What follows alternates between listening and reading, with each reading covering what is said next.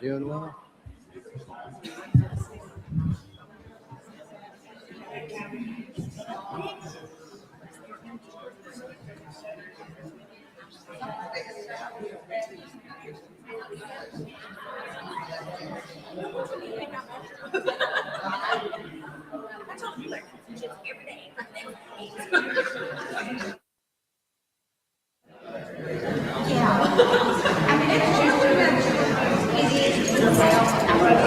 They're over there and then they'll walk over. You can make it. I think they're probably going to win, so they'll be fine.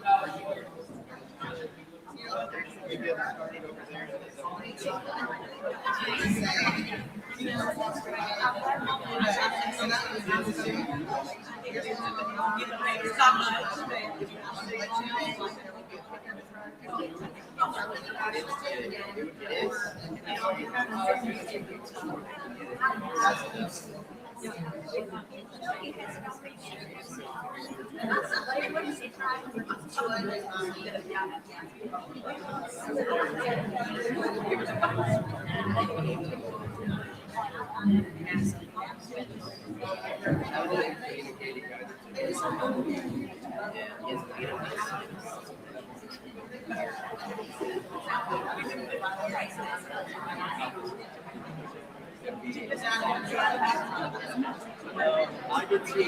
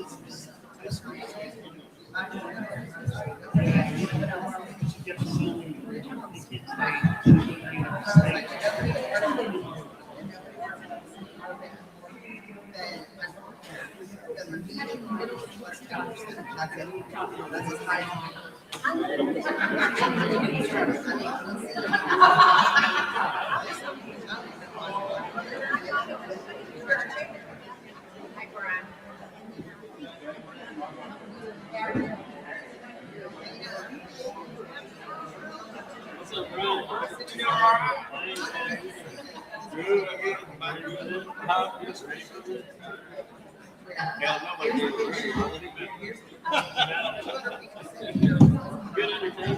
just bite my ear.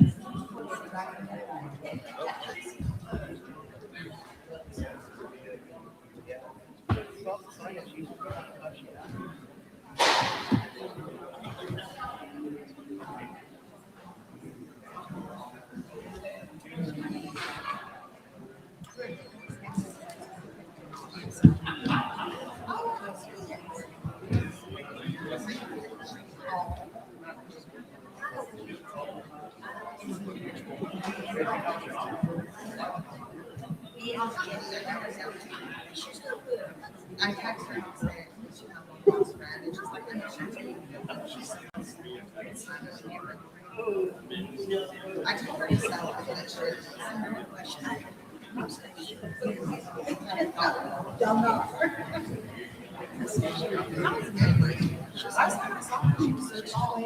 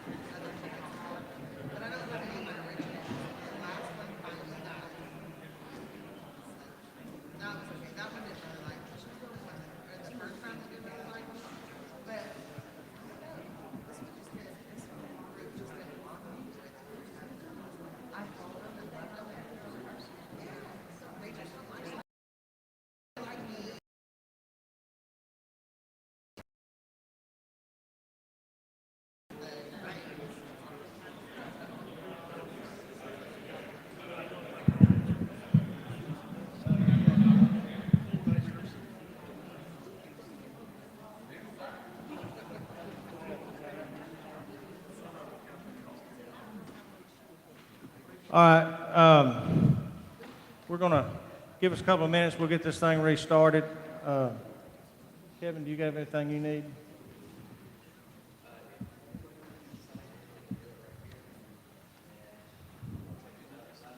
Amelia, Cato, where you at? Can you come redo your...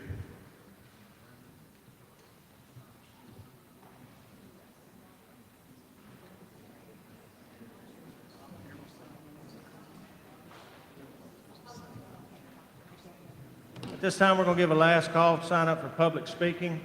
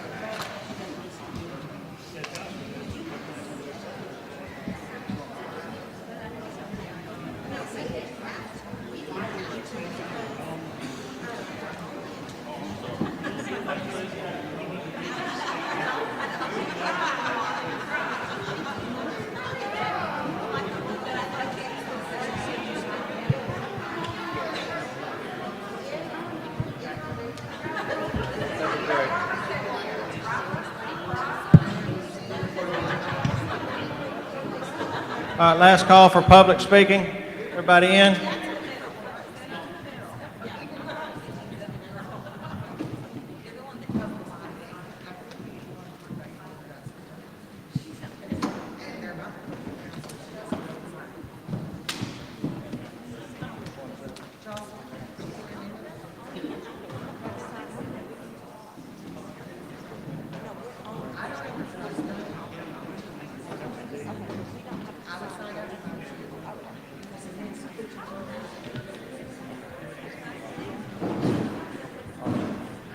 Under new business. Product action. Thank you.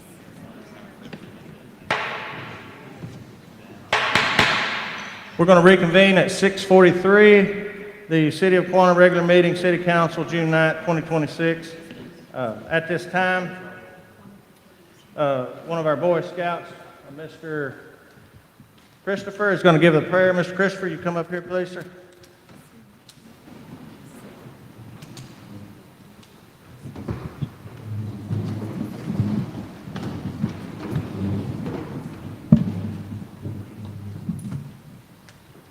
Please bow your heads. Dear Heavenly Father, thank you for this day and for the opportunity to gather in service to our community. We ask for wisdom and guidance for our city council as they make decisions for the good of all citizens. Help us to show respect, kindness, and a spirit of service in all that we do. Bless our city, its leaders, and its residents. Amen. Will you join us in the Pledge of Allegiance, led by Mr. Riley?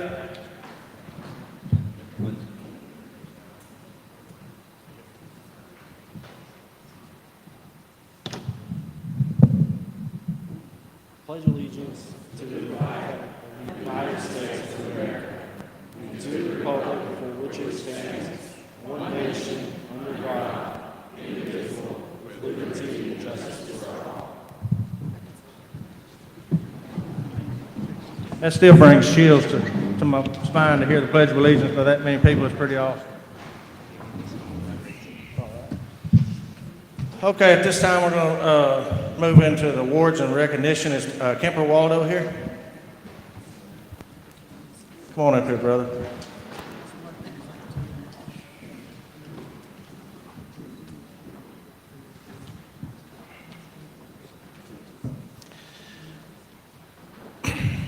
The Mayor's Office, the City Council, the Quanah Fire Department, and Quanah Volunteer Fire Department proudly recognize and commend Kemper Waldo for his exceptional courage, quick thinking, and decisive actions during a potentially tragic house fire on the early morning of January the 31st. When awakened by a strange noise in the night, Kemper quickly identified the source as a wall outlet that was arcing and actively on fire. Understanding the immediate danger to his family and home, he acted without hesitation. Kemper promptly awakened other family members ensured the safe evacuation of the residents, made certain that emergency services were contacted, disconnected the electrical power feeding the home, and alongside an adult family member successfully extinguished the fire before it could spread further. Kemper's actions exemplify the very qualities that define a true hero: courage under pressure, sound judgment, selflessness, and an unwavering commitment to the safety of others. His ability to remain calm and take decisive action in a dangerous situation undoubtedly prevented what could have become a devastating loss of property and, more importantly, a threat to human life. On behalf of the citizens of Quanah, we extend our deepest gratitude and admiration to Kemper Waldo. His actions serve as an outstanding example of responsibility and bravery and reflect the very best of our community. It is with great pride that we recognize Kemper as a citizen and whose example reminds us that heroes are often found among our neighbors, our friends, and family members. Presented with sincere appreciation and gratitude by the Mayor's Office, the Quanah City Council, Quanah Fire Department, and the Quanah Volunteer Fire Department, we want to give you the certificate to start off with here.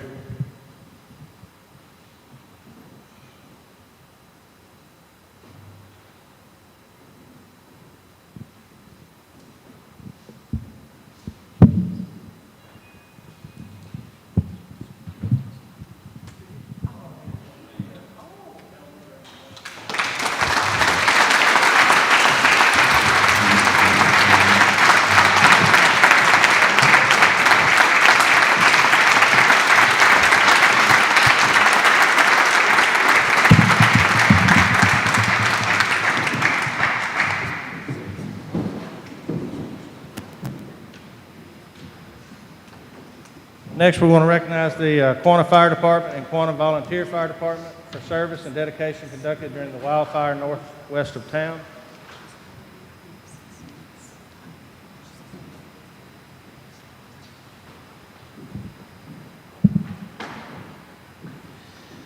The Mayor's Office, City Council, and citizens of Quanah would like to extend our deepest gratitude and appreciation to the dedicated members of the Quanah Fire Department and the volunteers of the Quanah Volunteer Fire Department. When the call came in, Quanah Fire Department immediately activated its emergency response system and dispatched a ready fleet of apparatus, water, equipment, and personnel.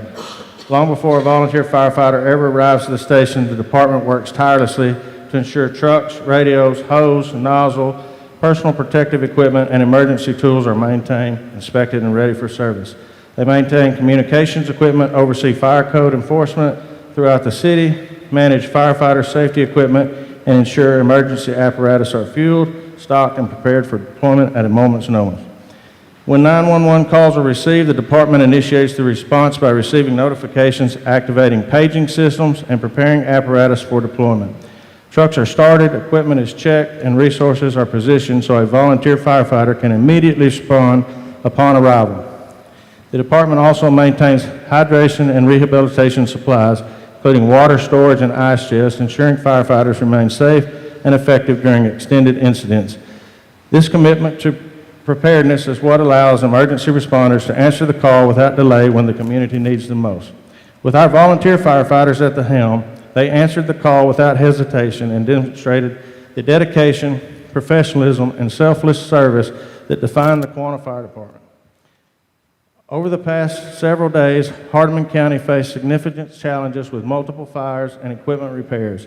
After responding to a large grass fire, crews continued working hotspots late into the evening. At approximately 10 p.m., while still on scene, firefighters were dispatched to a barn fire nearby 12 miles away in the opposite direction. Upon arrival, they found a barn fully engulfed with downed power lines threatening nearby structures. Once the fire was contained and extinguished, crews returned to the original fire to ensure containment lines would hold throughout the night. First and foremost, we thank God for watching over and protecting everyone involved. We extend sincere appreciation to every volunteer firefighter who left their jobs, family, and personal commitments to answer that call. These men and women do not serve for recognition nor praise. They serve because they care deeply about their neighbors and community. We would also like to recognize and thank many individual businesses and organizations whose support was instrumental in protecting lives and property. Hardeman County precincts for immediately deploying 5 maintainers to assist with fire suppression efforts. Mr. Jason Poole and Kyle Denham for donating dozers to cut critical fire guards in areas inaccessible to fire apparatus. Mr. Max Now for donating his time and expertise operating heavy equipment throughout the incident. The Hardeman County Sheriff's Office for assisting with public safety and potential evacuation notifications. Game Warden Matt Thompson for his tireless efforts guiding crews and coordinating throughout the night. K3 Towing for donating truck and trailer to transport equipment where it was needed most. El Dorado Volunteer Fire Department, Chillicothe Volunteer Fire Department, Crowell Volunteer Fire Departments for providing personnel and apparatuses. Weeb Farms for bringing their personal fire truck to assist with the fire. DD Farms for donating 6 tankers loads of water. Walther Well Service, Farm Air Ag, and Justin Meeks for hauling donated water to the fire scene and ensuring firefighters had the resources necessary to continue protecting homes, property, livestock, and agricultural land. We also want to thank every citizen who brought food, drinks, supplies, encouragement, and prayer. Quanah has always been a community that rallies together in times of need, and this event was another shining example of that spirit. Based on preliminary mapping, approximately 1,200 acres were impacted by the fire. While the damage was significant and coordinated efforts of firefighters, equipment operators, law enforcement, businesses, volunteers, and community members prevented far greater losses. Finally, we offer a special and heartfelt thank you to the spouses, the children, and the families of our volunteer firefighters. While these brave men and women answer the call, their families sacrifice their own plans and time together so that others can be protected. Their support and understanding make this service possible, and we are grateful for each.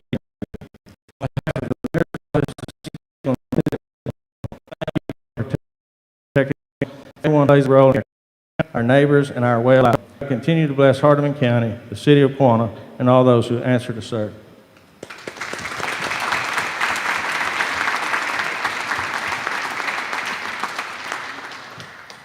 And next, we're going to thank AEP. They have a representative here. Here you come.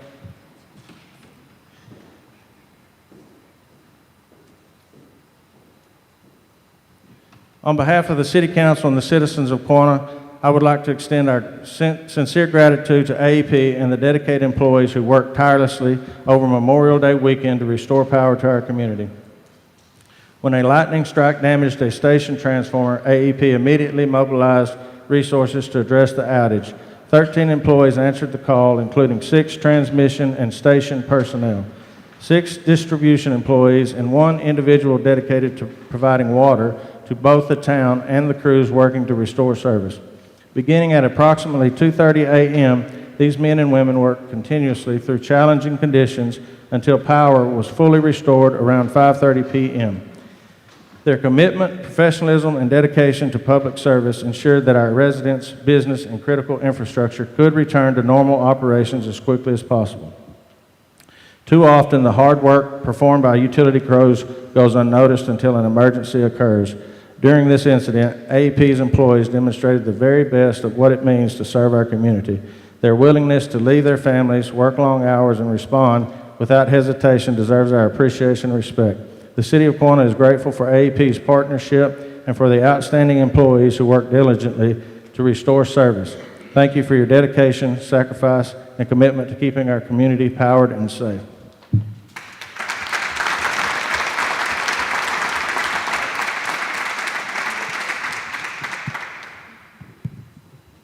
Okay, at this time, we'll move into public comment.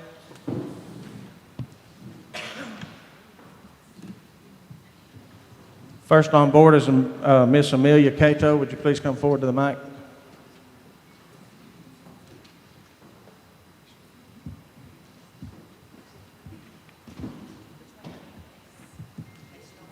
I'm sorry, what? The council, please. All right. My name is Amelia Cato. Our Cato FLP family owns approximately 640 acres outside the city of Quanah, including farmland, cattle operations, and hoof haven. We have concerns regarding executive session item C and any discussion of annexing property outside the city limits. While our residents currently receive city water, Hoof Haven, our barns, stalls, and business operations have always operated on a private well water. We have intentionally remained outside the city limits. We do not vote in the city elections. We do not have representation on this council. We do not wish to become part of the city through annexation. If continued city water service becomes contingent upon annexation, we would prefer to explore alternative water sources rather than be annexed into the city and subjected to city taxation without representation.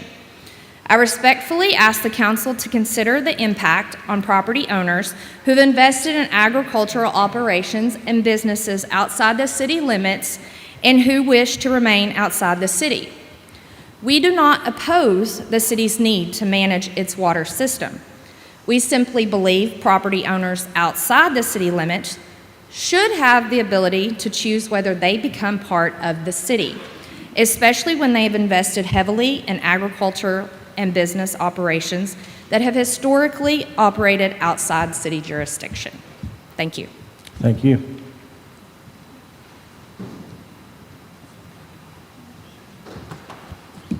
At this time, we call Miss Elaine Brock.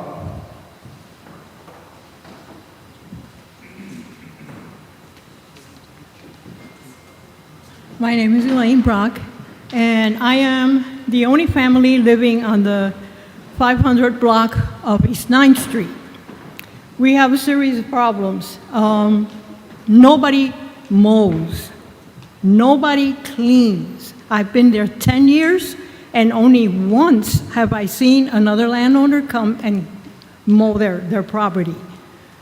We got snakes. We have a family of foxes. We have chased drug dealers, and lately some scantily dressed ladies out of the house on the corner of Good Street, which is the last space on that street. It seems to be that is the area where everybody dumps their animals that they don't want, garbage, late night drinking parties. I understand that law enforcement is limited. I'm a mother of a police officer, so I know their limitations, and they can't exactly just go in and do things. But I would really, really appreciate if the city could do something about getting these properties cleaned up. We ended up having to buy the property next to us so that we can clean it up, because the snakes were like humongous.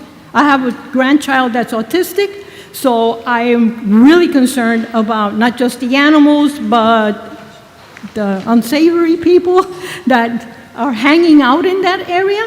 2 nights ago, I came home from picking up my son from work, and I found 2 men on my property trying to get into my camper. I don't think they'll be back, but wow. It's getting to a point where it's getting uncomfortable. I'm roaming because I wanted to live in a nice, peaceful, quiet place. After 15 years of being a CNA with mentally disabled, I wanted quiet. I don't want to have to get up at 3 o'clock in the morning to chase people off my property. This is east or west? East. I'm right in the corner of McClellan and 9. I'm the only person living there. My 2 sons, myself, my chickens, and my cat. What is your address again? 501 East 9. I'm right on the corner of McClellan. Thank you. Thank you for your input, and if you could call City Hall on Monday and talk to Kevin, we'll work something out for you. Tomorrow, I'm sorry. I don't know what I was thinking. All right, next up is Kristen Meeks.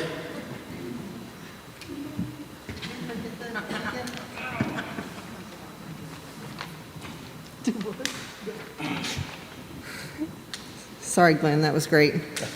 My name is Kristen Meeks, if y'all don't know who I am. I was asked to come speak by Mr. Biff Jones regarding Executive Section E on the illegally installed RV parks. He asked me about the current RV park that we have beside the store that we are currently putting in at 1101 Star Street. It's next to our business, 410 East 11th Street, which is Pease River Supply.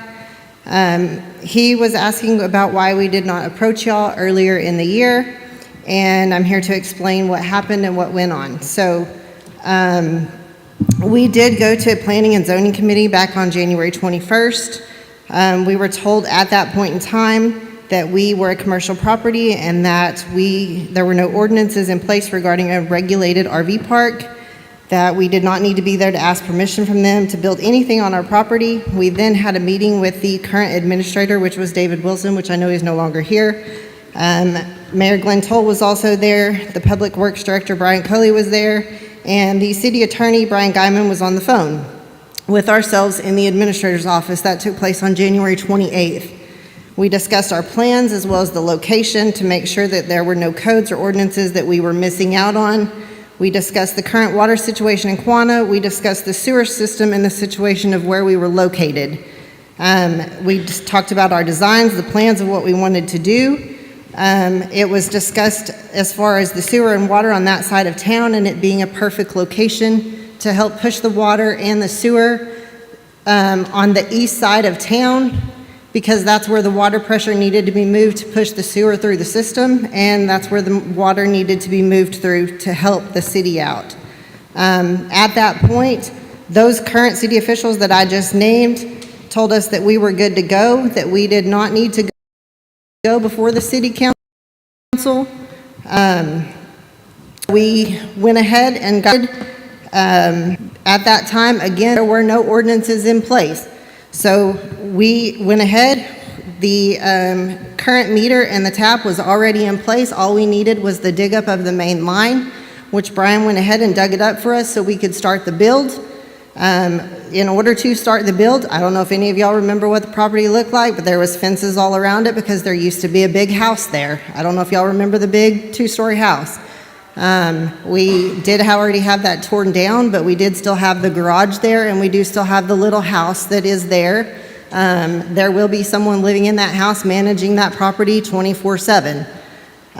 But we had to tear down all the trees, we had to tear down all the fences, we had to tear out cement from the garage.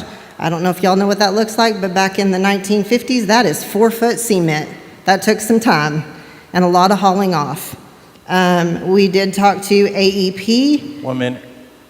1 minute. Oh, we did talk to AEP. They cleared everything. They have cleared all the fences on the backside of Star Street and cleaned all of that up along the fence line, which is actually great for Star Street as well because the lines were covered in trees.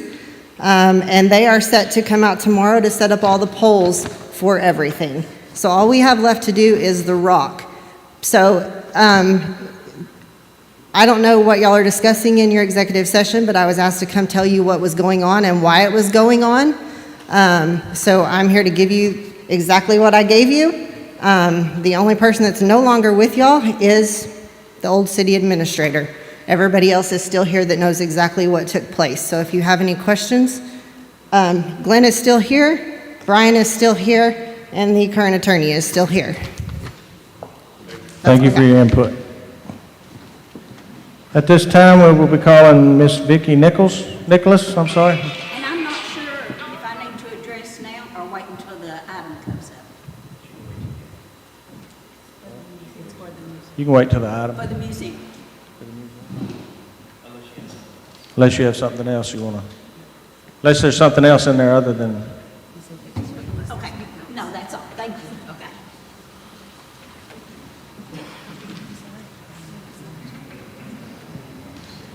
Stephen Sparkman.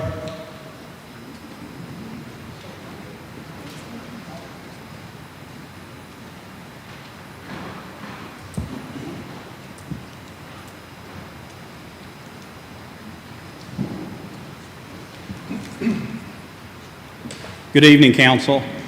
I just wanted to come and reiterate my opinion from our zoning and planning board from last week. And we have some of the same people here, some different people. Some of y'all were here, some of you weren't. But this lady here, Kristen, others that are trying to, she may inadvertently not agree with what I'm going to say, but if she had an RV park next to her, they'd clean that lot off and get the sewer and plumbing going. And in my opinion, from the zoning and planning committee, we have a pretty good number of Quanah citizens that prefer head-high grass, junk cars, blue tarps on vacant houses to RV parks. There's lots of different opinions. I'm not trying to change your mind. I just want to give you my opinion. And my opinion is, if you don't like them, that's fine.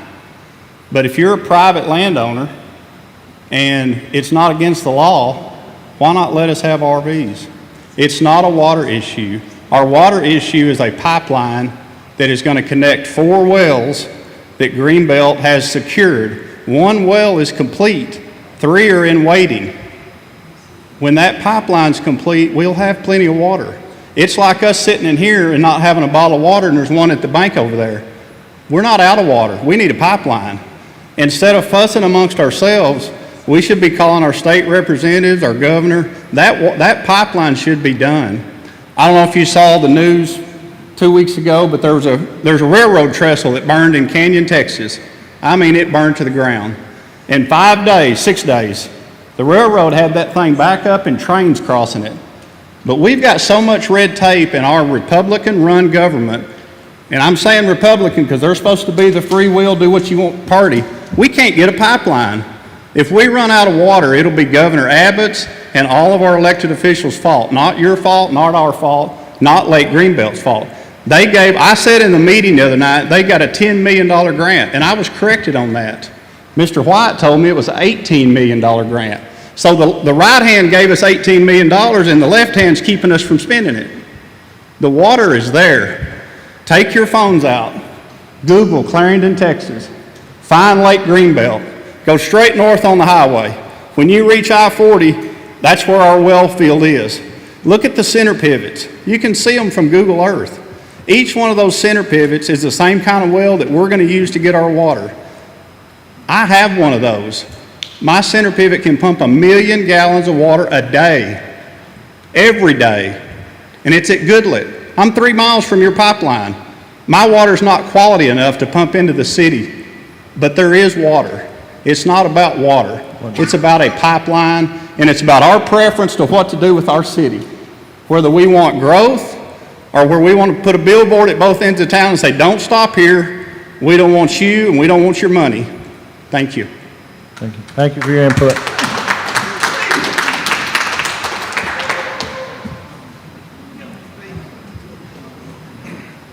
Okay, at this time we're going to move to item number 3, consent agenda items. All items can be acted upon by one vote without being discussed separately unless requested by council members or citizen. If there is a request to discuss an item separately, the item will immediately withdrawn for individual consideration in the normal sequence after items not requiring separate discussions have been acted upon. At this time, I would entertain a motion to approve. It was made by Mr. Jackson. Can I get a second? All in favor of approving the consent agenda item, say aye. Opposed? Ayes have it. 4 at this time. We'll move on to department reports. We'll start with Ms. O'Neill down there.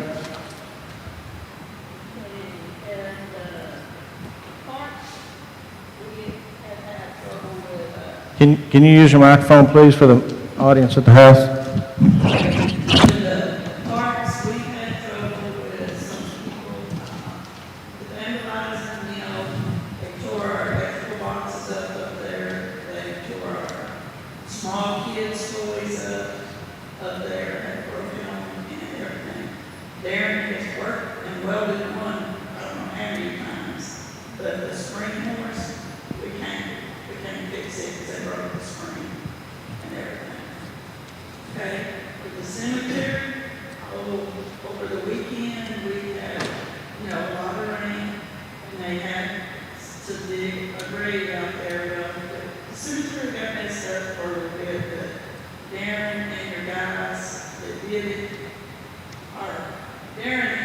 guys, and they repaired it all, so it was a lot better than what it did on Sunday and Monday morning. That's about all.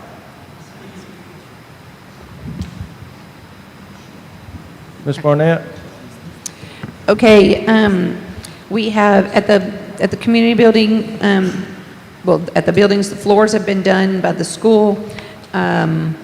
Also, we mentioned prior to one of the meetings that the trash truck had torn up the asphalt back there, and I meant to tell you that the asphalt is fixed and it does look nice. Kevin and I are still working on a process to rent the buildings, and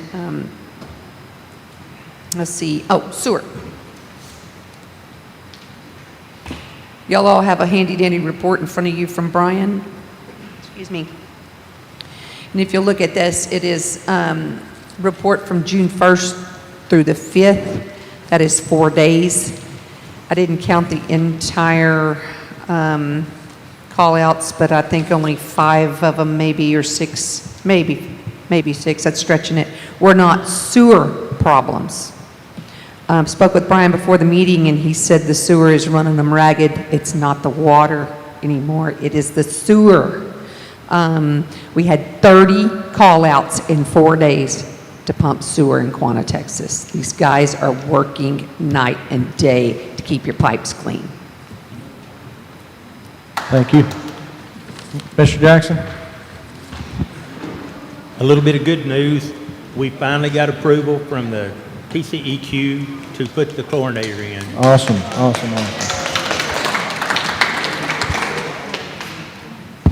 Did you get the land bought? We get the land bought, if we got that? That's in here. Tenfold. That's later. All right. Mr. Jones? Okay, the trash, You use your microphone, please, Mr. Jones. okay, we'll start with the sanitary, which is the trash. We had an increase in the amount of roll-offs that went out.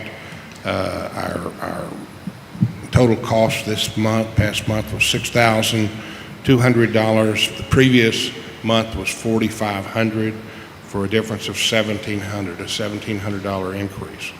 Our revenue was $2,800 on a cost of $6,000.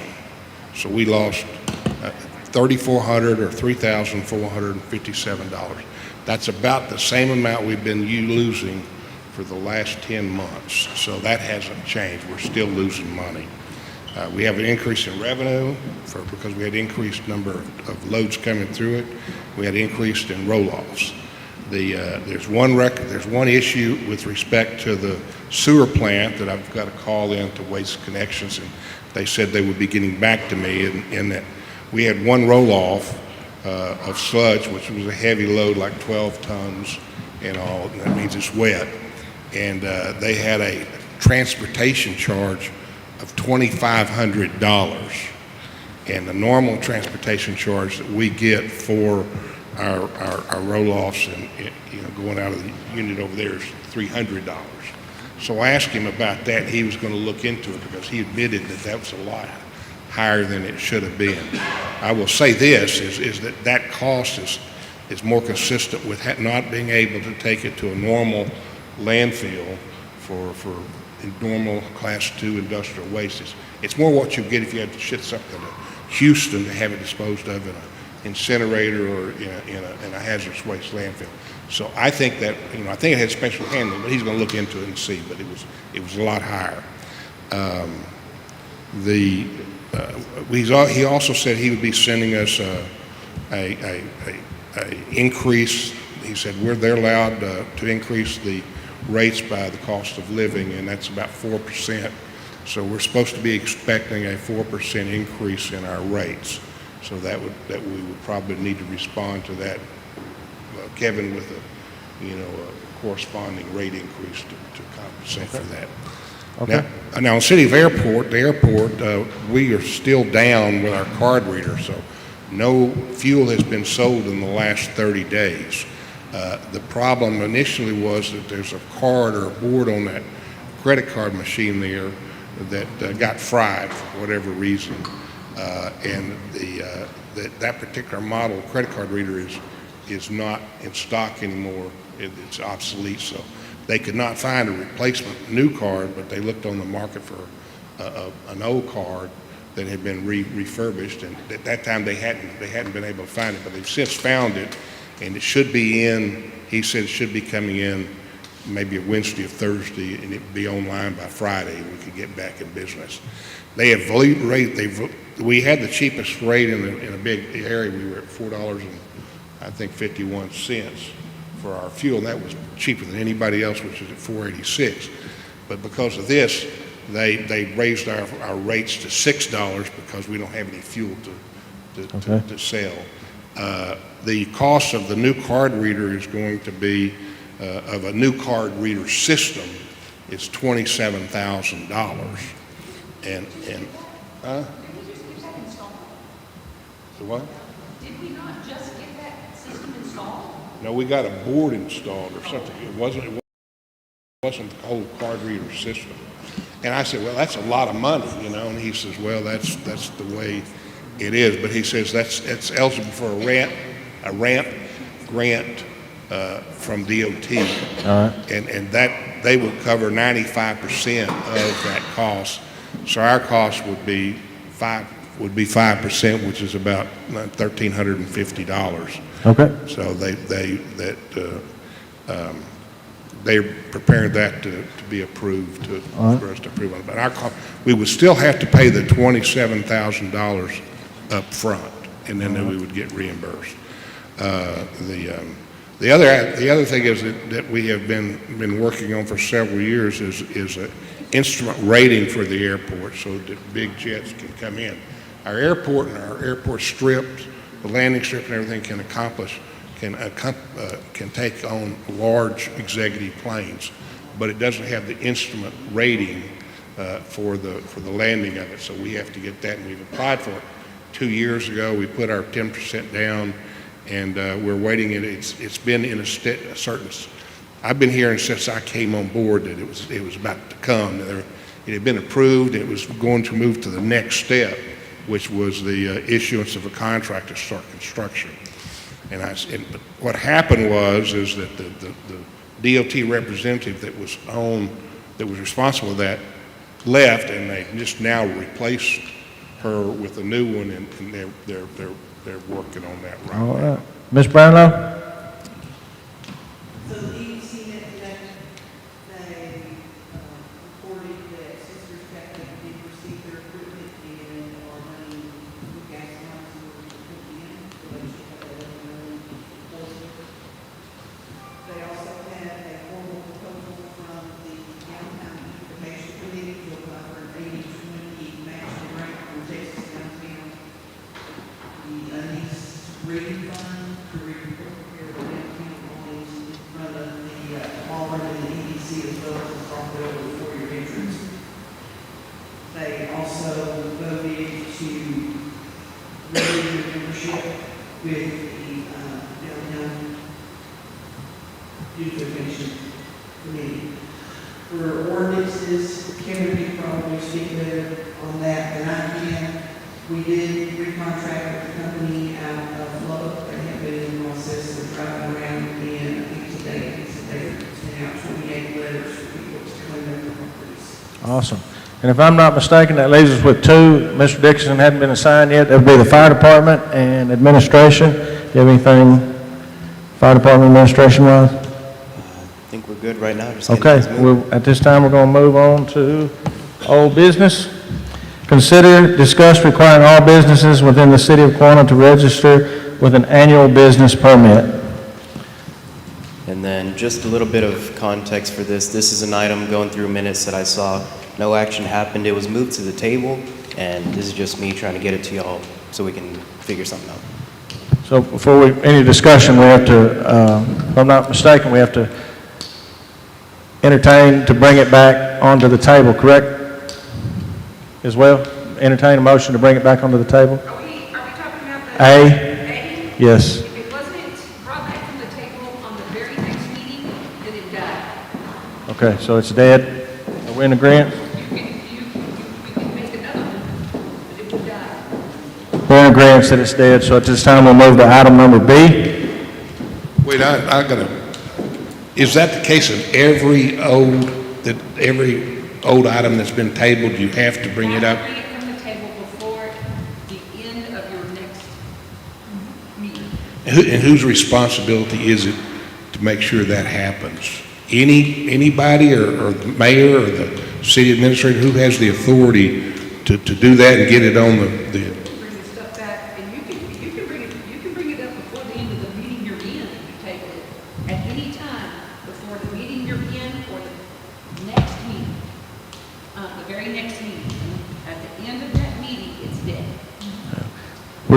We're getting off the agenda here. We need to know it, but we're getting off the agenda. And that's going to get us in trouble. So we're going to move on to item number B, consider approve deny the Livestock Nutrition Center LLC tax abatement for the remaining 2 years of the allotted 10-year abatement. At this time, I'll entertain a motion to bring that back to the table. That motion was made. Can I get a second? Seconded by Mr. Jackson. No, are we good? You got, okay. Now it's on the table. We'll kick it off to him to explain it. Correct. It's now back on the table. This item does have a motion. You have to vote on bringing it back on the table. Y'all just did, right? No, you didn't take the vote. Okay. All in favor of putting it back on the table, say aye. Aye. Ayes have it. Opposed? Ayes have it. Now, would you explain to it? Yes, sir. So this item was tabled at the last meeting. It does currently have a motion on it to approve the abatement. We are just waiting on a vote.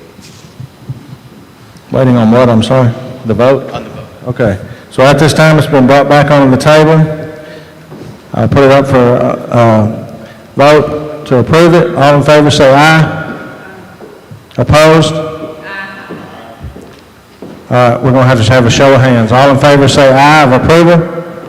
Opposed? All right, 4 and 2. 4 against, 2 for. All right. This time we'll move to new business. Item number A. This item has been pulled from the agenda now. Okay. Item B, the appointment of Brian Colding as building officials. This time I'll entertain a motion to have Brian Coley appointed as building official. Motion was made by Mr. Jackson. Can I get a second? Seconded by Mr. Jones. I'm going to kick it off to Mr. Kevin to explain what this is. Yeah, so this is just giving Brian the designation of building official, allowing him to properly issue stop work orders on illegal work if it's happening in town. All right, now that we know what it is, any discussion? All in favor say aye. Opposed? Ayes have it. Discuss departmental head assignments from the mayor. If there's any changes that you want to make, we can make them right now.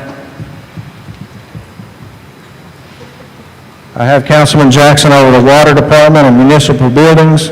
I have Ms. O'Neill over the cemetery department and the sewer department. I have Councilman Barnett over the commissioner of the municipal airport and municipal court. I have Councilman Jones over the streets and sanitation. I have Councilman Dickerson over the city parks and economic development. And I have Councilman Brownlow over the Quanah Fire Department and administration. The grant writing committee chairman is Councilman Brownlow, and Councilman Dickerson is the co-chair. Are there any changes that we need to make right now? What's that? Do you have a copy I can look at? Yeah, you can look at this one. Okay. Yeah, absolutely. Okay. Can I look at it? Right now? Yeah.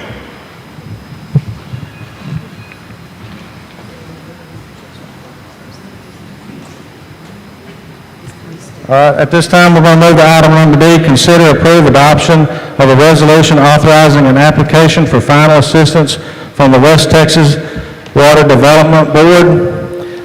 Before I take this out, I'm going to let him explain what it is. I think it's going to be a smoother process. You explain what it is, then we'll... Sure, so this is coming as a request from our water engineer. What this does is it just gives them the authority to pursue the grants they are looking at getting for us and representing us properly and being able to do the work. Okay, so at this time, I'll entertain a motion. I believe Mr. Jackson just made the motion. Can I get a second? It's seconded by Ms. Brownlow. Any discussion? All in favor say aye. Opposed? Ayes have it. Consider approve adoption of a resolution and letter of intent for airport ramp grant with TxDOT. Kevin, please explain.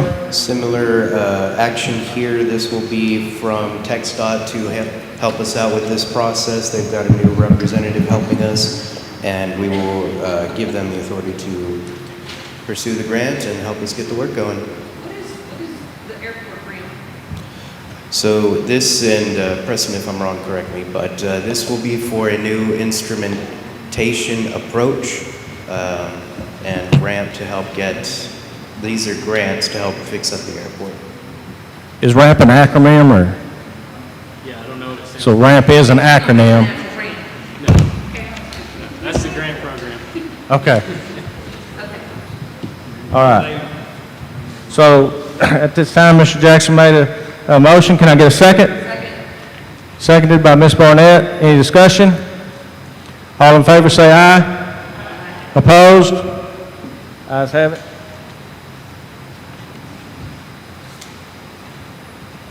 Item number F, consider authorize the purchase of the southern 50 square feet of Hardeman CAD parcel ID 5583S, lots 10 and 11, for the purpose of acquiring property to house the chlorinated buildings at the price of $1,666.67 to each of the three property owners, John Atchison, Julie Atchison Ruffino, and Sadie Wright David. Exhibits 3A and B, if y'all would like to look at those. At this time, I'll entertain a motion. Motion was made by Mr. Dickerson. Can I get a second? Seconded by Mr. Jones. All in favor say aye. Aye. Opposed? Ayes have it. All right, item number G, consider approve deny contracting with Zach Tack to perform the city's 2025 bank reconciliation and enter to agreement to provide virtual CFO services to the city of Quanah for the price of $3,000 per month. Exhibit 4. Kevin, will you explain this? Yeah, so this is a company we are looking to bring in to help us get our bank reconciliations completed. That way we can get our annual audit complete. This is separate from the forensic audit. Our forensic auditors are not able to do our annual audit at the same time, so that's why we're having to go through this. Zach Tax is a reputable company. They're well known among the local government world, and they do good work. The request is for virtual CFO services that will allow them to help us get a better idea and to work through our actual accounting system. They'll be able to provide monthly reports, assist us with creating our budget. A majority of the cities they work with do receive a GFOAT budget award for the work that they do. And I believe firmly that getting a strong budget gets cities going. So I believe that this is well worth the money, and it'll help us out in the long run. Okay, at this time, I'll entertain a motion. Motion was made by Mr. Jones. Can I get a second? Seconded by Ms. Brownlow. Any discussion? I have some discussion. No, you go ahead. Okay, who's been? Can you please use your microphone? Sorry. Who's been responsible for doing this, and is this amount going to be comparable or less if we hired someone to do this? I have a two-part question. Sure. So this is something that I was considering. $3,000 a month. That's $36,000. That is just a hair. It's basically like an employee. As far as who is doing it, that would be a mixture of different employees. Obviously, nobody's done our bank reconciliations this year, which is why we cannot get our audit done. I genuinely don't know. It might have been previous city manager or the clerks helping out. I do know our court judge is also helping us out with accounts payable. That is not included in the service, unfortunately. I did double check that, and they said it's not included, but they would be able to provide other virtual CFO services. Yeah, my question is that, that this will be able to do something we've been missing from a long time, and that is cash flow projections and management of the cash flow, to say that we're going to run out of money 3 months from now, and is that right? Is that correct? It's going to be an acting CFO? Correct. Okay. Ms. Brownlow? So isn't this also going to use off the state's naughty list? It will get us going, but we're pretty much stuck there this year. Because didn't I read the reports on that list with the state's accounting office about taxes can't be amended due to no reported audits? They can, the new rate cannot be above the no new tax rate for this coming year. I just have one quick question. Our software that we use, I was told by several people, it's like very hard to use. Like, so if you put something into one, you could put it into the right department, say water or fire department or whatever, but if you don't go in back in there, sometimes it'll take it and put it somewhere else and code it different, and that's where they were having a lot of problems. Is this company, are they experienced in the software that we have? I did have a chance to discuss this with them, and they don't use it as often because it is very rarely used among cities, but they are committed to getting it figured out. They can be familiar with it and help us out. Any more discussion? Mr. Guyman, did you have anything that you wanted to add? Okay. At this time, we'll go ahead and call for a vote. All in favor say aye. Aye. Opposed? Ayes have it. Item number H. Consider, approve, deny, authorize city administrator Kevin Pantoja to pursue action necessary and enter into agreements needed with Texas Department of Criminal Justice to have prison work crews assist in making repairs to the city pool, Exhibit 5. Go ahead, Mr. Yeah, so this is just trying to get us a 3-day contract with the TDCJ to get a work crew out here to help fix up our pool. The pool is the quickest thing we can get fixed when it comes to bringing in these guys. There's a lot of details that they need to know, and I do plan and want to use them for other areas of the city, specifically potholes, street repair, replacing street signs, fixing up, missing street signs. But those I need to do a lot more digging and detailing in, because I can't just say, go down this way. I have to tell them from what point to what point. And we are looking at doing that. However, right here, this is just for the pool and bringing them in to try and get this ready to go. Okay, at this time, I'll entertain a motion. Motion made by Mr. Jackson. Can I get a second? Seconded by Ms. Barnett. Discussion? One quick question. What's the cost? I know it's like minimal, nothing, a meal and water, right? A meal. Meal and water. Okay. I don't believe, correct me if I'm wrong, but he runs the city. It doesn't cost anything. We really don't have to vote on this, correct? I mean, it's his job. He has the power to do this on his own in the future, correct? No, at no cost to the city. It's a meal.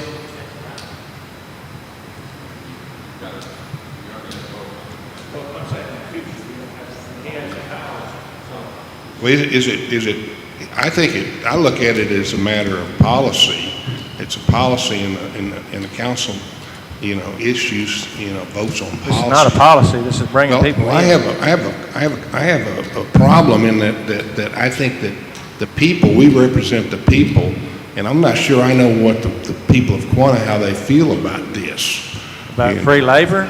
No, about bringing someone from a prison in here to do stuff, okay? So this is that the city has used the prisoner work, community works blocks on multiple occasions to do various things. They've cleaned up around downtown in the courthouse for Falls Fest.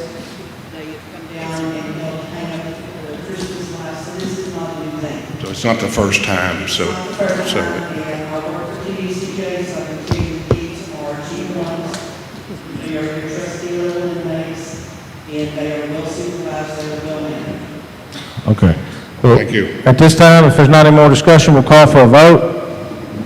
All in favor, say aye. Opposed? Ayes have it. You good?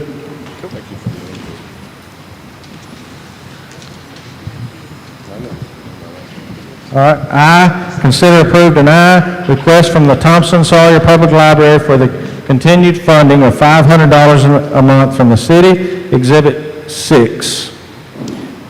Go ahead, Kevin, explain this. Bringing this one in is, I noticed that this was a monthly check going out from the city, and I wasn't able to locate any document allowing it or approving it, so this is just us trying to legitimize the process and make sure we're doing it right. Okay, at this time, I'll entertain a motion to consider and approve. Motion was made. Ms. Barnett, can I get a second? By Ms. Brownlow. All in favor, or any discussion? All in favor, say aye. Aye. Opposed? Ayes have it. J, consider approve deny request from the Quanah Meals on Wheels for the continued funding of $100 a month from the city, Exhibit 7. This time, I'll entertain a motion. Motion was made by Mr. Dixon. Can I get a second? By Ms. Brownlow. Any discussion?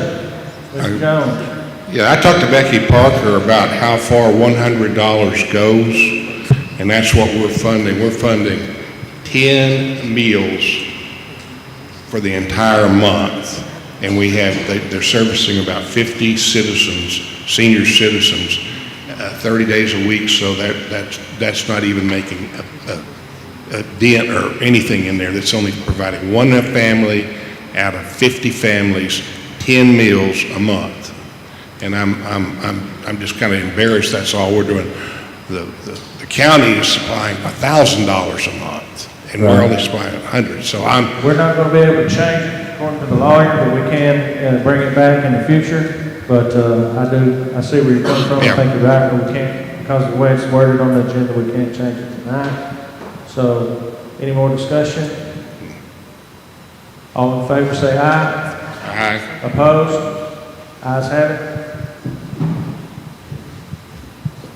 Item number K, consider approving the deny request from Hardeman County Museum and Historical Society for the continued funding of 14% of the funds collected by the hotel motel tax via quarterly payments. At this time, I'll entertain a motion. Mayor, I'll go ahead. Motion was made. Just providing some context. And we have somebody else. I second. But just to provide some context before we go a bit further on it. So this one is regarding the hotel motel tax money. Similar as the previous two, there wasn't an agreement prior that I was able to locate, or they were able to locate. So we're just trying to get things a bit more legitimized. And I believe they do have a representative here who wants to speak for it.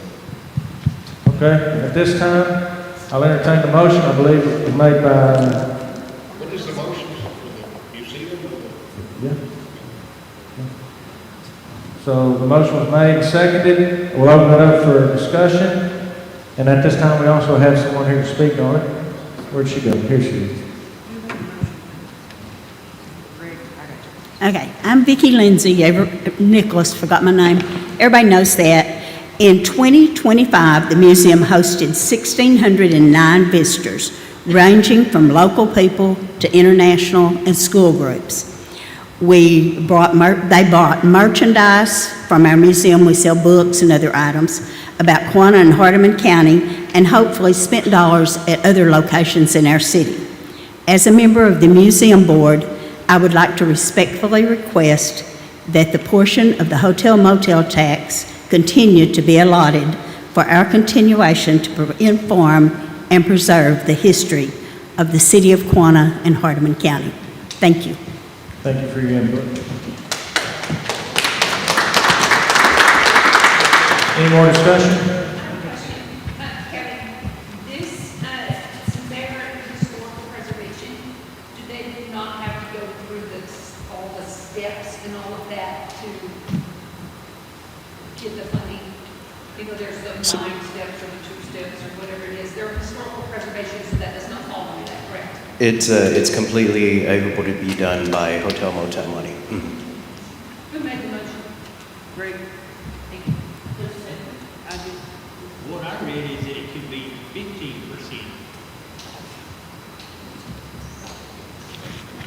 And 15 is the max. We're not going to be able to change it just the way it's worded. All right, any more discussion? We'll take a vote. All in favor, consider to approve the request of Hardin County Museum and Historical Society for continued funding of 14%, say aye. Opposed? Ayes have it. And just to, this is, if y'all do want to bring it back and give it the extra 1%, you can, just not at this meeting. Okay. L, consider and approve the deny request from Quanah Chamber of Commerce for the continued funding of 43% of the funds collected by the hotel motel tax via quarterly payments, exhibit number 9. This time I'll entertain a motion. Motion was made. Can I get a second? Motion was seconded. Any discussion? And then on this one, some context.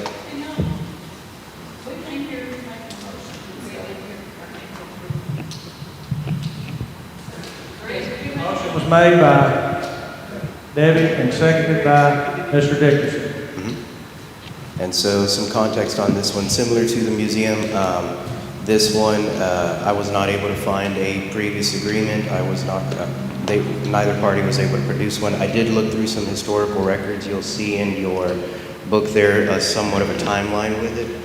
So we see when things came about and where things got muddy. So 1976, the item was first brought to discussion for council. It did fail at that time. It was brought by the chamber with an agreement, but both failed. In 1982, this item the item to bring up a hotel occupancy tax at 4% was passed. I was not able to find any kind of record regarding who that's going to or anything like that. In 1982, June 1st, that's when it would officially start. Somewhere in that line between 1982 and 2004, when it was raised to 7%, the chamber and the Historical Society, which is the museum, began to receive payments. But like I mentioned, I wasn't able to find anything. So this is just, again, similar to the other three entities, just trying to legitimize the process. And I believe we have a representative from the chamber here as well. Go ahead. Okay, on this timeline right Can you use your mic? I'm sorry. On this timeline right here, I guess I'm curious how we got to 43%. I was not able to find the details of that. And just something from Brian as well. Does the chamber have anything in there? All we have is check stubs that say 43% on them. So there's not an agreement anywhere that you could find anywhere, Carrie? Hold on just a second. Are we ready for their speaker? Or? And I would just add that if you take any action tonight, if you want to continue funding at the 43%, then what you would do is authorize us to prepare an actual agreement that we would bring back to you for approval at your next meeting. They've got a draft in here, but there's some things that I don't think are in the city's best interest on that draft, and so we can prepare that if that's what you direct us to do. So, do you want to bring their... Okay, at this time, we'll bring your representative up. Hi, I'm Jocelyn. I'm the board president. I just want to do a little history. Today I'd like to discuss the significant role of the Quanah Chamber of Commerce has played in promoting our community through the hotel motel ordinance established in 1982. Per the city council minutes in May of 1982, President Quanah of the Quanah Chamber of Commerce presented a proposal to the council establishing a hot tax. The city attorney reviewed with council making appropriate changes, and it was approved with complete agreement by the council that the hotel motel ordinance be passed and adopted. The evidence of this commitment is clearly outlined in two different newspaper articles. Article on May 16th of 1982 states that proceeds from this tax will be used by the Quanah Chamber of Commerce for promotion of tourism. First quarter payment was received in August of 1982, and the Chamber of Commerce opened their hotel motel bank account in September of the 1982 to keep the funds separate from the Chamber's operating account.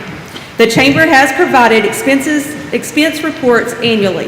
This historical milestone represents our long-term commitment to fostering tourism and economic growth in our community. For the past 44 years, these funds have been utilized in accordance with strict guidelines set forth by the state and as discussed in the training provided by Scott Joslove in February of this year. The Chamber has faithfully adhered to these guidelines, ensuring that every dollar collected is used to promote our town and its offerings. Over the years, the revenue generated from the hotel motel tax has fluctuated, but remarkably, we have witnessed a significant increase in years. To further promote our city, we have distributed rack cards to Texas travel centers, and I'm pleased to report that many of these travel centers have continually requested replacement on a monthly basis. This reflects the growing interest in what Quanah has to offer. Additionally, we have secured the domain visitquanah.com, which has significantly increased our visibility online. This platform allows us to showcase our attractions, events, and local businesses for potential visitors to learn about and plan their trips to Quanah. The Quanah Chamber of Commerce has served as the local tourism office for many years. These two offices work hand in hand to promote our local businesses, area attractions, and events, and so much more to bring tourists to Quanah. We're also exploring the development of a visitor guide magazine that will promote Quanah, our museum, and all local Airbnbs and hotels. In closing, I urge each of you to continue your support for the Quanah Chamber of Commerce and the Hotel Motel Ordinance. Together, we can ensure that these funds generated not only promote tourism, but also foster economic growth and community pride in Quanah. Thank you for your attention and your dedication to the future of our community. Thank you for your input. As their attorney, can I say one sentence? I would address appropriately, but I was cutting grass right before this. If you'll just notice, just real fast, the last 2 pages of this 3-page handout are the newspaper reports. When y'all said 4%, that was not the percentage given to the chamber in 1982.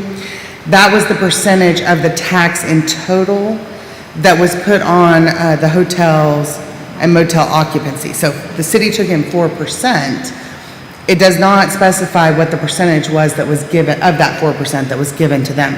I didn't want anyone to think that they only got 4% back in 1982, because that wasn't how it worked. Thank you. Thank you for your input. Okay, at this time, we're going to open it up for discussion. Okay, we'll call for a vote. All in favor of approving request from Quanah Chamber of Commerce for the continued funding of 43% of the funds collected by the hotel motel tax and authorize preparation of agreement. All in favor say aye. All opposed say opposed. Opposed, 4-2.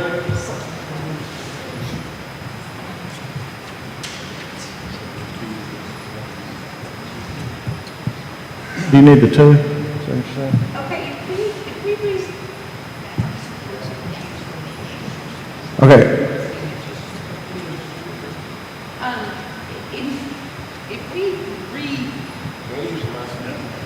If we revisited this in I don't think we can now. We're going to call the vote and everything on it. Let me talk. If we revisited it for a number that was not 43%, say, because that's what's in our deal today, and no one can figure out where this number came from. If we said, okay, we're going to come to agreement and we're going to do 20% or whatever, it is possible to revisit this at another time for a different percentage, correct? You can bring it back, yes. I would like to revisit it after we get done with the forensic audit and see where we really stand after that, and find out if the way they've been taking care of the funds are really up to the legal limit. And I took offense in this contract that said that they should not have, we shouldn't ask for the $17,000 back that they got, even though they don't have a contract. Once again, I really don't think we can be discussing this after we took a vote on it, so. was going to say, we can, if it needs to come back to another reading, we can do that with a statement to have it at a to be determined amount or something, percentage, so. All right. we'll- All right, so we're going to move on. Item M, consider approving ordinance amending ordinances number 26-01, an ordinance of the City Council of the City of Quanah establishing rules and regulations for recreational vehicle parks within the city limits to amend the allowable zones for RV parks to include commercial and multifamily zones with the approval of a conditional use permit and to provide specific penalty provisions. Yeah, so like you mentioned, this is amending the ordinance that we passed back in May to reflect, right now, there is current zoning ordinance on the books, and it has been on the books. That says a current RV has to be placed in a floodplain zone. We are working on the process of amending that to reflect commercial and multifamily zones, but that needs to go through a little bit more public hearing before we can bring the zoning ordinance to y'all. However, what we would like to do is take care of the RV ordinance. That way, this is ready to go as soon as the zoning is ready to go. And this is just saying, helping us establish a framework to get these passed and/or giving them the proper due process that everybody deserves. So this would be amending the RV ordinance to say they can be allowed in either a floodplain zone, a commercial zone, or a multifamily zone with a conditional use permit. Okay, at this time, I'll entertain a motion. Motion made by Mr. Jackson. Can I get a second? Second. Seconded by Mr. Dickerson. Any discussion? All in favor say aye. Aye. Opposed? Ayes have it.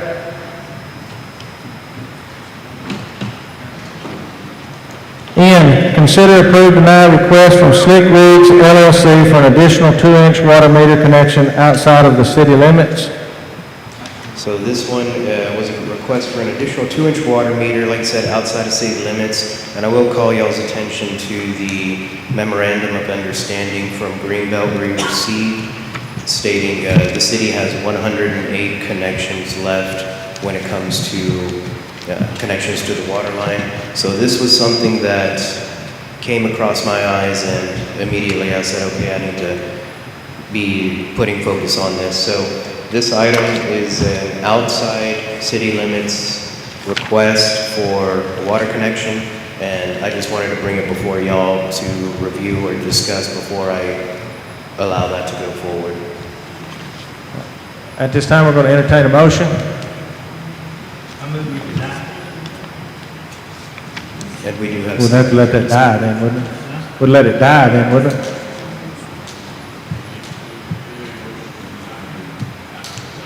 Can we get a second on denying? Second was made by Ms. Barnett. Motion was made by Mr. Jackson to deny. The second was made by Ms. Barnett. Any discussion? Yes, I have some discussion on this. Okay, we have this memorandum here from Greenbelt that says we have 108 connections left. Am I correct in thinking that Whether there's 1 meter for a business, okay? If you're going to have a 1 commercial meter, if you go stick 4 RVs outside of your business, that's considered 5 taps. 5 connections. Yes, so that takes 5 of those away from the 108. We need to figure out what we have around Quanah thus far, because I'm pretty sure they're not all counted, all the taps. We have had an influx, and we need to figure this out before we move forward with anything else. I agree with what you're saying. That's a terminology deal. That is not a tap. That is not a connect, that is a tap. That is not a connection. Correct? I mean, that is 1 connection, correct? No. So, talking with Bobby Kidd earlier today and our water engineer in the past, TCEQ is the one who counts these, and if they see like an RV, he used the example of an RV, so 1 RV is 1 connection, 1 house is 1 connection, 1 apartment is 1 connection. these are things that he's looking, connections to our water system. Well, I think I agree with Lisa, because we already addressed this with the McClellan Housing Authority.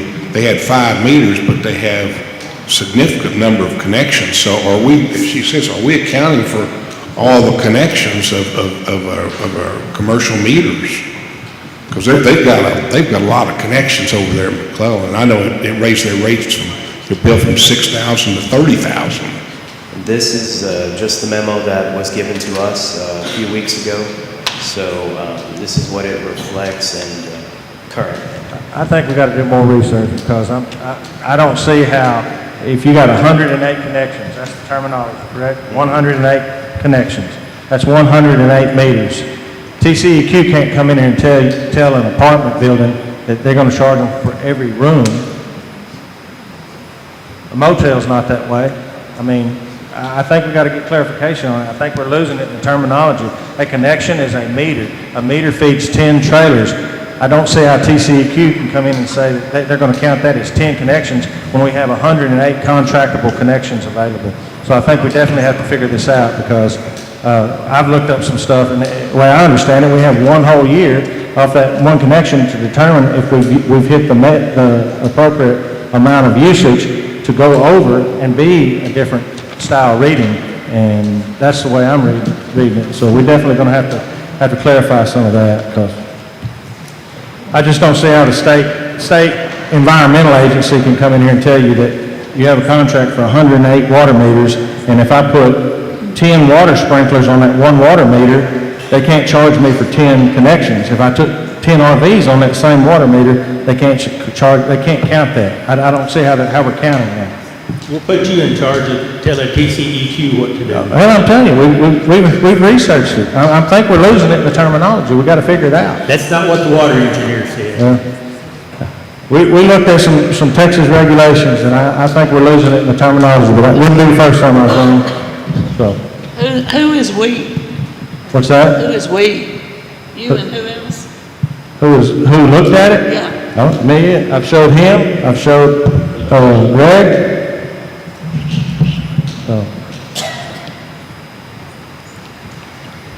Did you talk to the water engineer?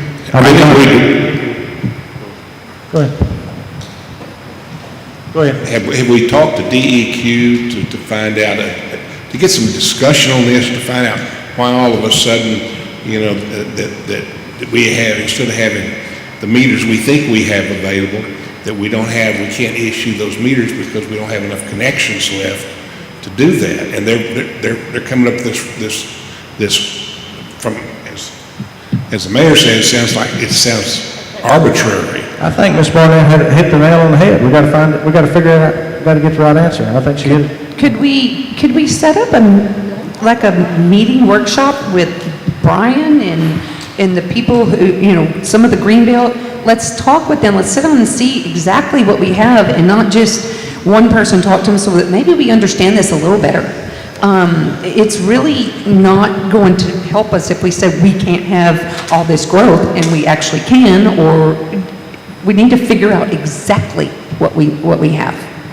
So another question I think we need to consider, if you drive around town, there are a lot of dilapidated properties with abandoned meters. Now, I know that I have one on my property up north. I run a new water line when I put the barn in, but when I was mowing, I found another meter sitting out in the middle of the field. But if you drive around and look on the east side, on the north side, we're allotted so many meters, but we need to get the number of the dilapidated properties that are not usable off of that road. Those are active meters, right? With the active meters. Correct. This is current. When I talked to Mr. Kidd with Greenbelt today, this morning, he mentioned Quanah uses about 370,000 gallons of water a day, and he told me yesterday it was like 348. So it's in that range, and these numbers are as accurate as they can be. All right, so at this time, I'll go ahead. Okay, Kevin, I'm not questioning the usage.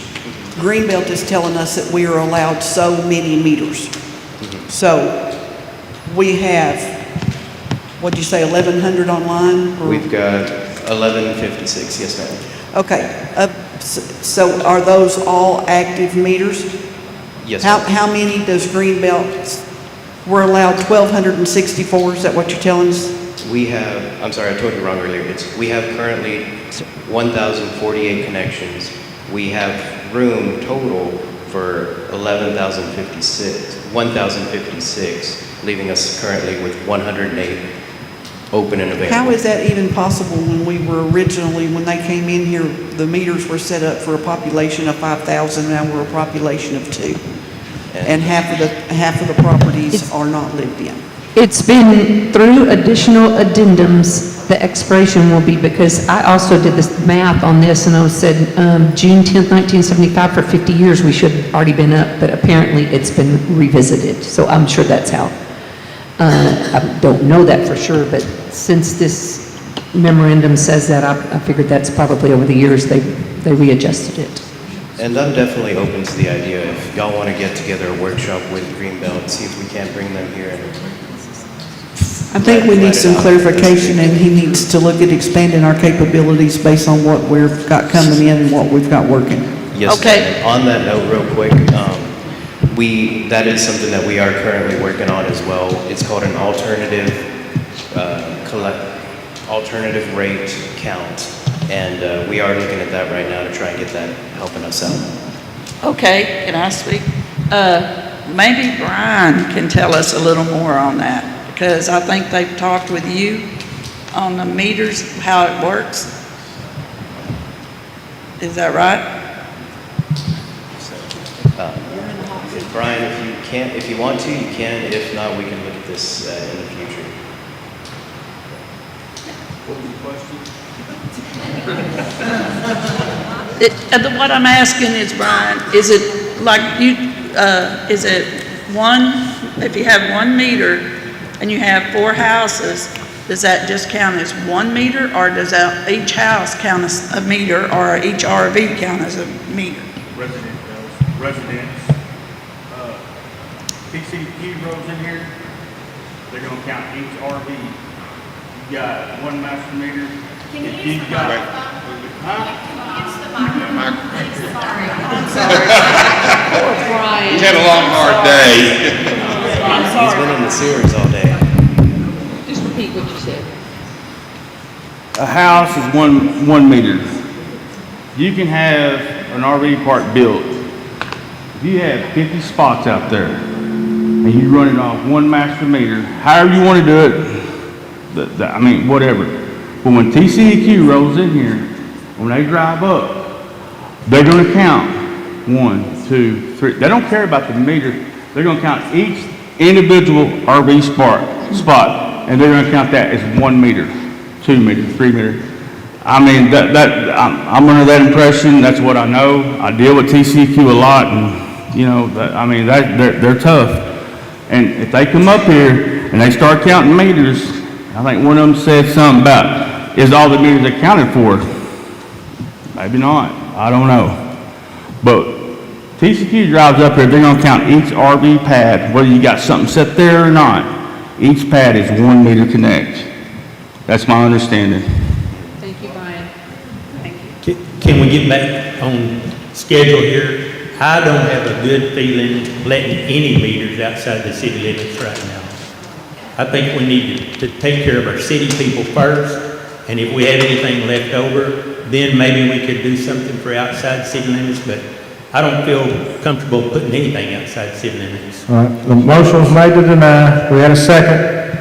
Correct? We do have somebody here for this item as well, if they want to speak. Okay.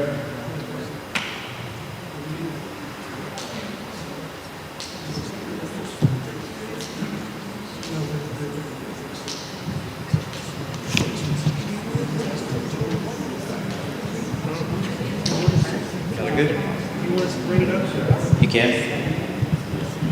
Okay. All right, so no discussion? All right. So motion was made, denied, and seconded. All in favor, say aye. Aye. Opposed? Ayes have it. At this time, we're going to move into executive session, item 7A.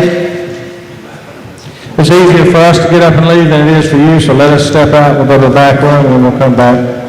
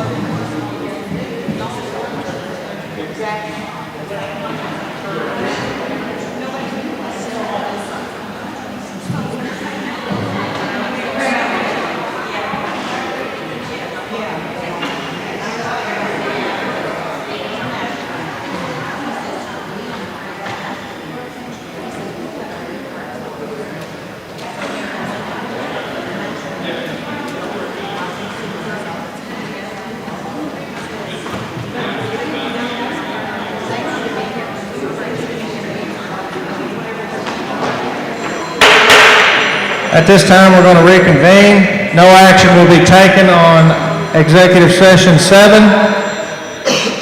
And we will be going back into an executive session on item number E, 7E. 7C, 8:24.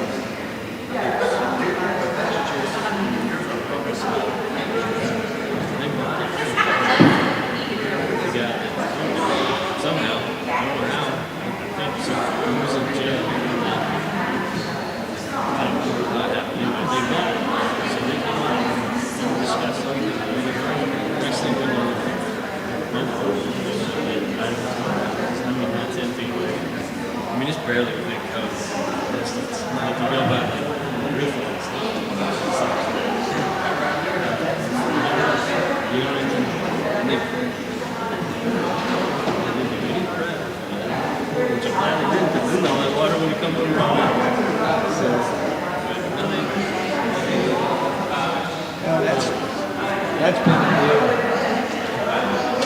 At my house, man, I bought that house, it was in my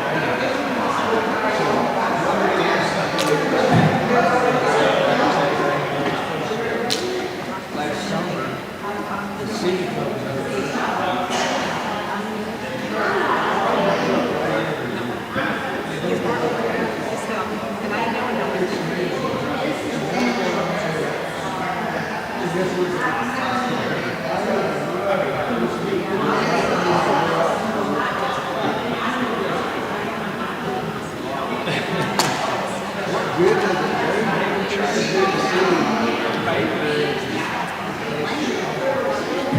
I tell them all the time, they come over there working on the road or something.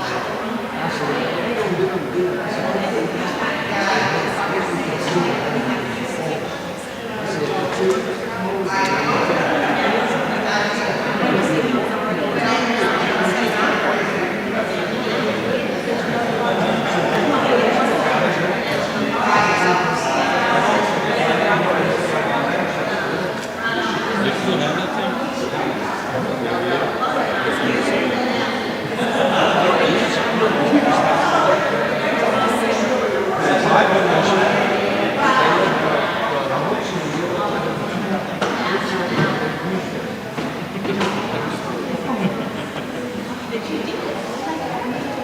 we're up here talking about credit card machines. First thing we're talking about, something about credit card machines. Making swipe credit card when you come to track. People ain't paying for tracks with cash. There's one right down in my road. Yeah, ready your number. Watch. Yeah. Rolls on the coupons, people lost. Everybody else goes. I just keep buying them over.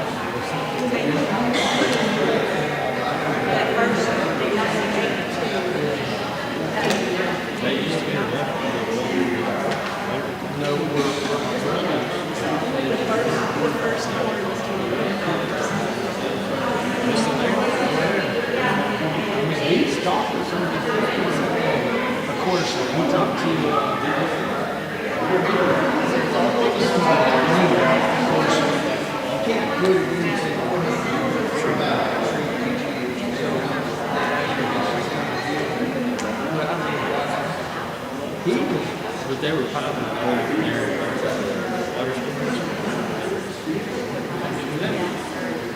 I know there's some input,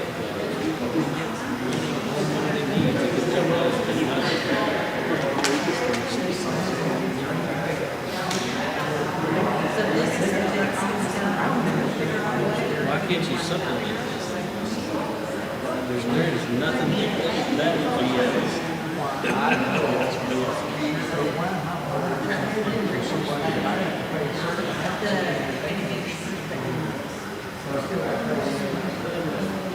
it's fine, we're still losing regardless,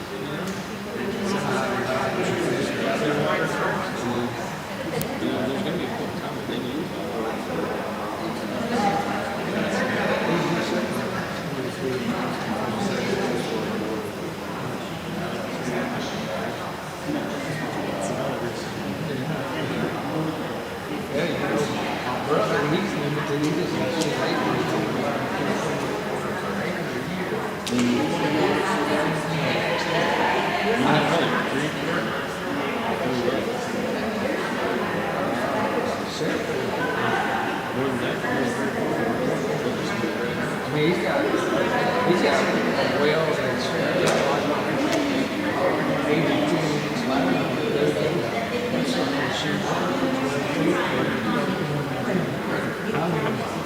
So they have pumps in them? All of them.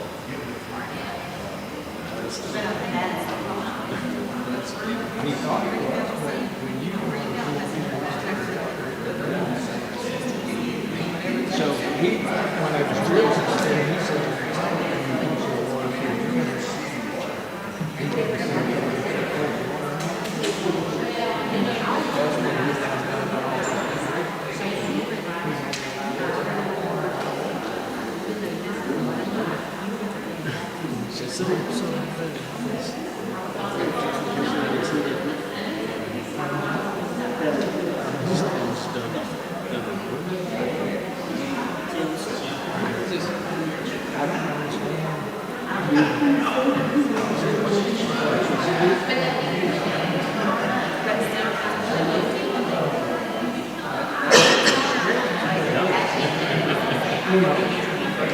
I'm pretty sure we didn't want to plan.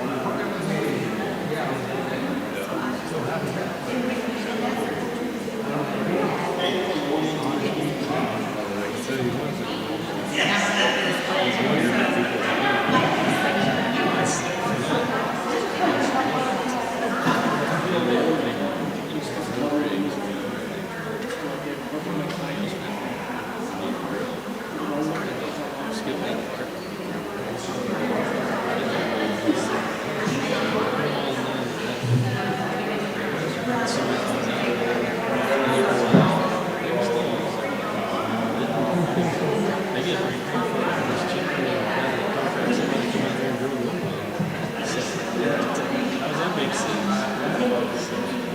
Everybody's got work around here.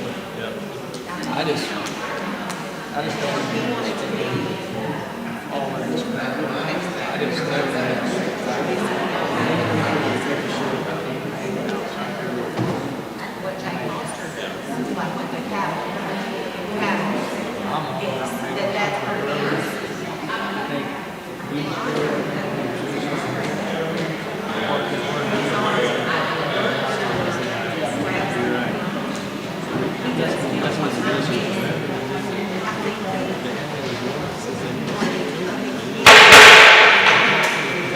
Item 7C, executive session, we're going to reconvene. No action will be taken at this time.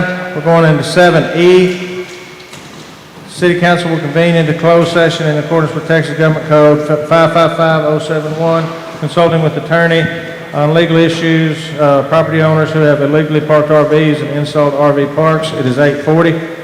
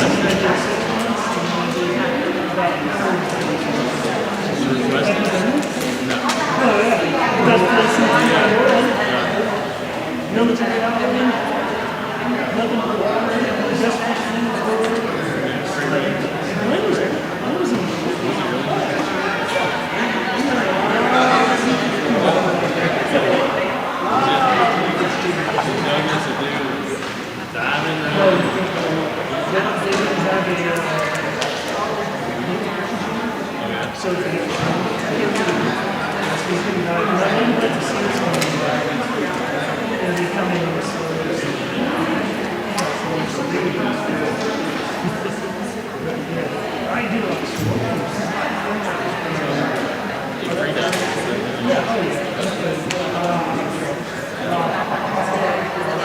a unique issue, because my first tour we didn't do working in the 16th.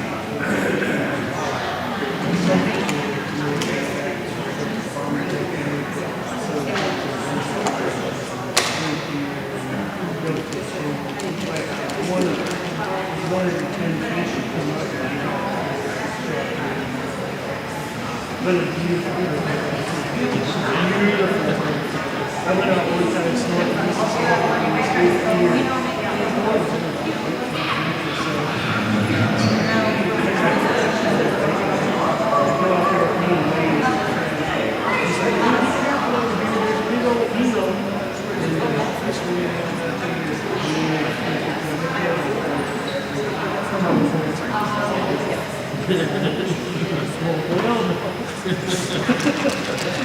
Scary stuff. Yeah, it's not gonna do anything. Yeah. It's scary.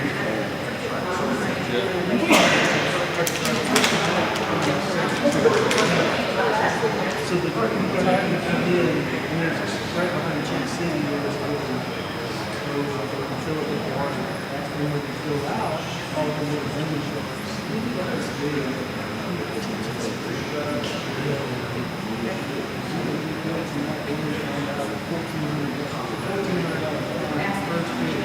Glad the bridge covered with cockroaches and sharks.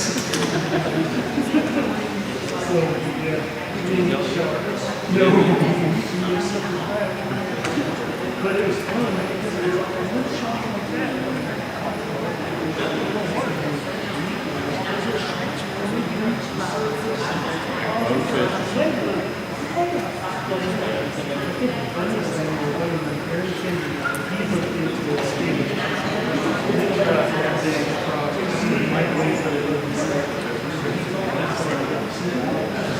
And landed it, and got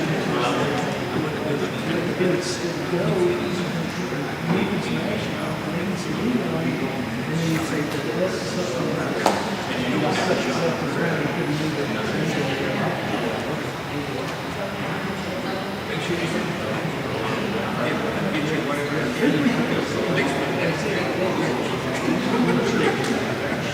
You should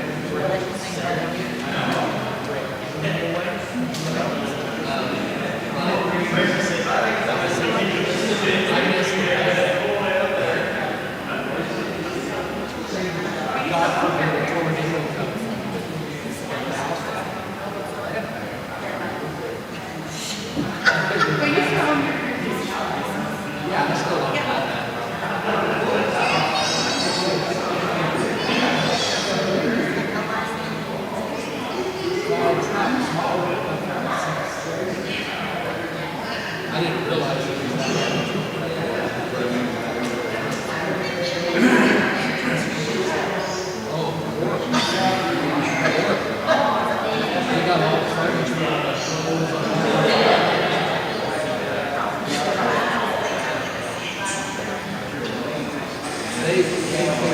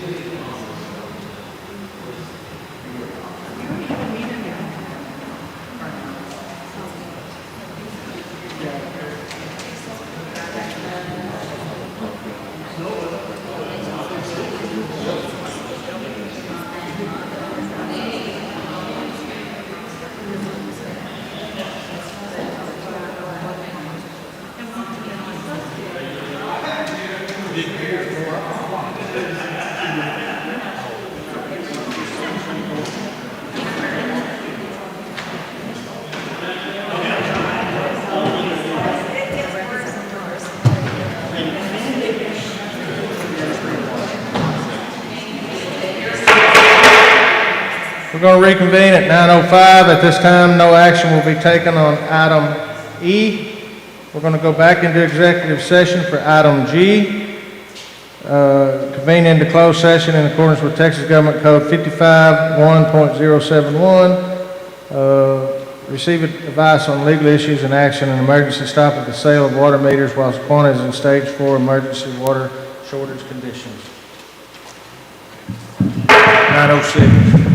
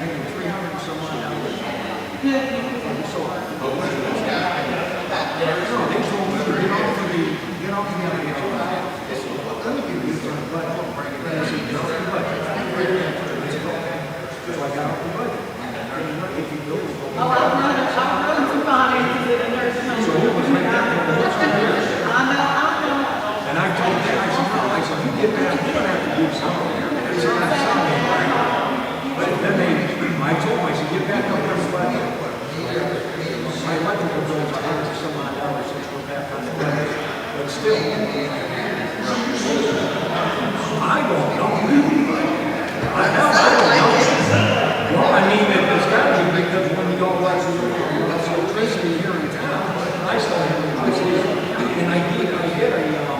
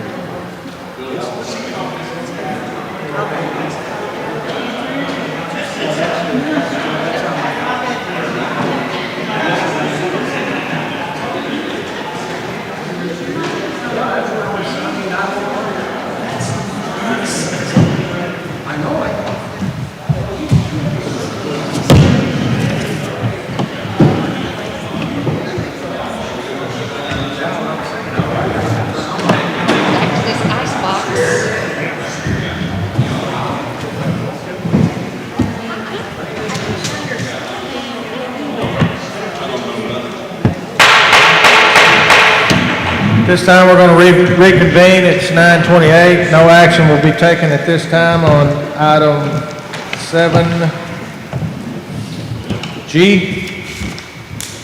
This time, we will move to adjourn. I'll entertain a motion for adjourn. Motion was made by Councilman Dickerson. Can I get a second? Second was made by Councilman Brownlow. All in favor say aye. Aye. Opposed? Ayes have it. Meeting adjourned, 9:28.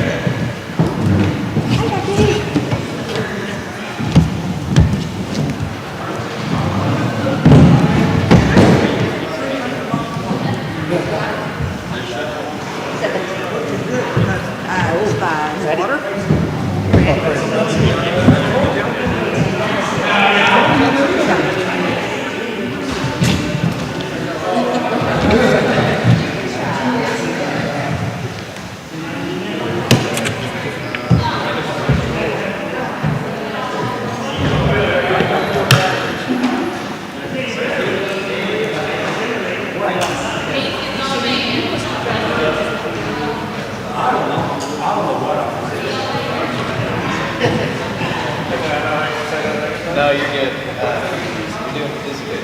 Good job. Appreciate you.